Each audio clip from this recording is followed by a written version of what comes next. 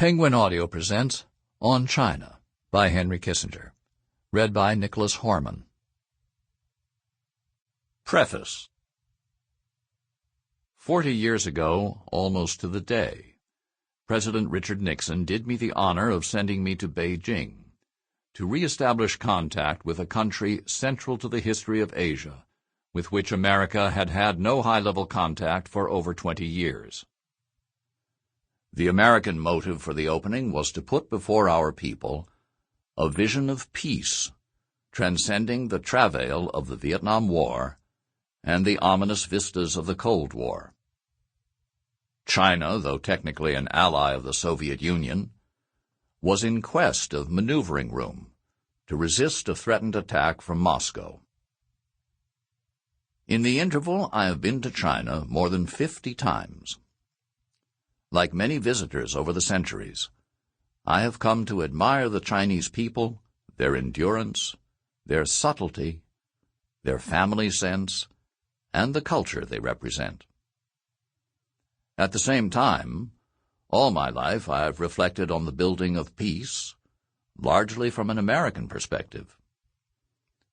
I have had the good luck of being able to pursue these two strands of thinking simultaneously as a senior official, as a carrier of messages, and as a scholar.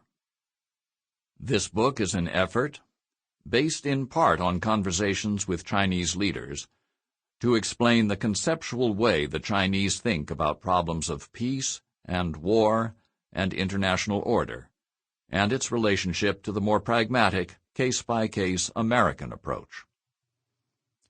Different histories and cultures produce occasionally divergent conclusions.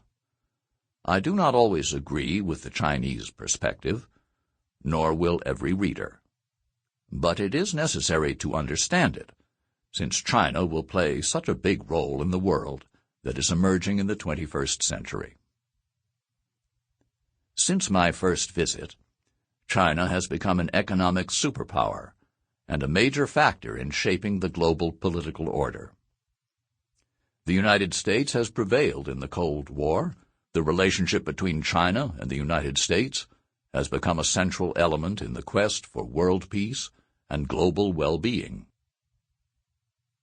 8 American presidents and 4 generations of Chinese leaders have managed this delicate relationship in an astonishingly consistent manner, considering the difference in starting points. Both sides have refused to permit historic legacies or different conceptions of domestic order to interrupt their essentially cooperative relationship. It has been a complex journey, for both societies believe they represent unique values. American exceptionalism is missionary. It holds that the United States has an obligation to spread its values to every part of the world. China's exceptionalism is cultural. China does not proselytize. It does not claim that its contemporary institutions are relevant outside China. But it is the heir of the Middle Kingdom tradition, which formally graded all other states as various levels of tributaries, based on their approximation to Chinese cultural and political forms. In other words, a kind of cultural universality. A primary focus of this book is the interaction between Chinese and American leaders since the People's Republic of China was founded in 1949. Both in and out of government, I have kept records of my conversations with 4 generations of Chinese leaders, and have drawn on them as a primary source in writing this book. This book could not have been written without the dedicated and able assistance of associates and of friends who permitted me to impose on them for help. Schuyler Schouten was indispensable.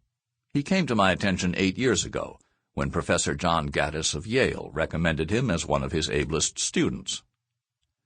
When I started this project, I asked him to take a 2-month leave from his law firm. He did so, and in the process became so involved that he saw the effort through to its end a year later. Schuyler undertook much of the basic research. He helped with the translation of Chinese texts, and even more with Sample complete. Ready to continue?